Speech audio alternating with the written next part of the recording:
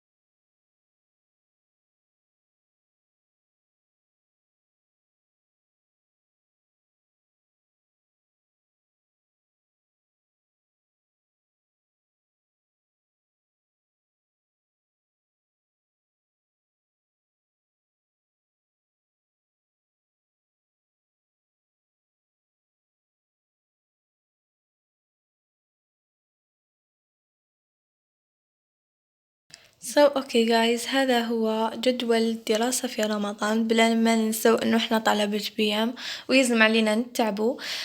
نخلو يعني الاسبوع الاول للراحة والاسبوع الثاني للعمل والجد، يعني هذا هو الجدول اللي درتو، راهو مشارجي بزاف وفي استراحة. يعني ماشي معناتها الحصة الاولى معناتها كي تخلص الحصة الاولى نروح للحصة الثانية، يعني كي نفهم جميع الدروس راح نروح للحصة الثانية، بعدها كي نفهم كلش ندير استراحة. ماشي معناتها انه ساعة لهذه وساعة لهذه، ساعة الاستراحة، ساعة لتاريخ وجغرافيا، ساعة لا، يعني كل ما نكمل من درس ونفهمه مليح ننتقل للدرس اللي بعده، معناتها رايحة حتى الليل. يعني ماشي شرط انه نكمله مكامل في النهار ولا في الصباح، نقدر حتى مور السحور، مور الفطور، يعني هكا نقدر. عندي الاوقات وعندي الساعات.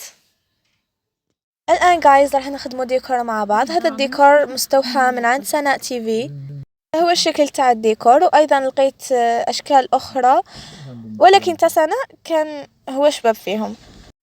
أيضا قلبت في اليوتيوب وبنترست، ولكن ما لقيت حتى ديكور شباب ولا يعجب. هنا عندي جميع اللوازم، لذلك راح نخدمو مع بعض. الآن هنا يا جايز راني اخترت الألوان أو الأوراق الملونة اللي راح نحتاجها واللي تتناسب مع لون الحائط تاعنا. هنا راح نقسم الورق.